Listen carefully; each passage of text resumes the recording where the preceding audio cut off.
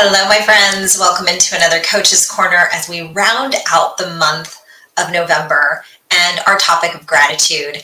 We have talked gratitude all month long, but this one is focused on the workplace. How is the morale where you are? I know that working with professional women who are outside the home, and some of them are teleworking inside the home, sometimes it's just not good. It stinks. Let's be honest. It stinks sometimes where we are. And it can make all the difference in the world, right? But let's go back to the beginning of November because we have covered the gamut when it comes to gratitude. And I'm really proud of where we're ending up here. So we talked in the very beginning about what gratitude is, why it's important, the research behind it. We also talked about joy and gratitude. And it's like the chicken and the egg, which one comes first? Last week, we tackled, actually, it was the week before last, that we tackled just practical ways. What can you actually do, practically speaking, in your everyday life to cultivate that sense of gratitude? And I hope that you've taken the month of November to love big on yourself, on those people that you love, and just have that sense, to sit in that sense of thankfulness, right? We just got done with Thanksgiving, and I hope your Thanksgiving was fantastic, filled with friends and family. But as you were looking around the table at your friends and family, I hope that you were filled with a sense of gratitude and that you can carry that on, carry that forward, whether that be in your workplace or throughout the rest of this year. So as we round out our topic of gratitude, today we are talking workplace gratitude. Why is it important? And what can you do to cultivate a sense of thankfulness where you are? Because it goes a long way, again, going back to the idea of morale, right? And how you feel, how you show up, the energy that you bring to work. Are you excited to be there? Are you connected to the purpose of the mission of your position, of your company? What are you doing there and how do you contribute? These all can be wrapped up in gratitude. How is your leadership, your supervisor, your coworkers, even if it's not coming from the top? I always say it should come laterally. That, appreciation, thankfulness, gratitude, however you want to say it, if it's not coming from up here, it should be coming from the lateral direction. Your coworkers, your immediate coworkers can do this. And it could be something as simple as a high five. You can call it a high five. You can call it, the morale. We have a pig where I am, a stuffed animal pig that gets passed around monthly to different people who we feel like are doing exceptionally well.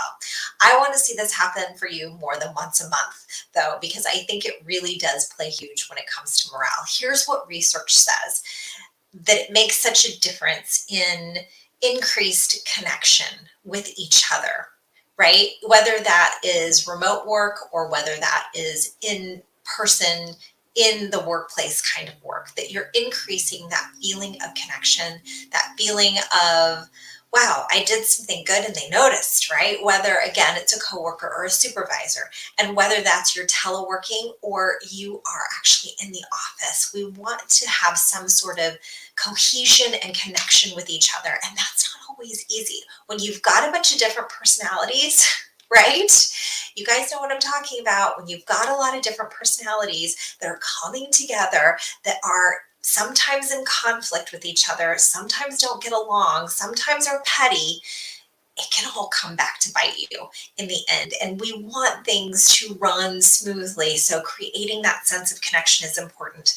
It's also increasing productivity, believe it or not. This study looked at productivity tied to gratitude, and the more gratitude that they saw within the company, the higher the productivity. People were actually excited to come to work. They were excited to be connected to their job and to what they could contribute.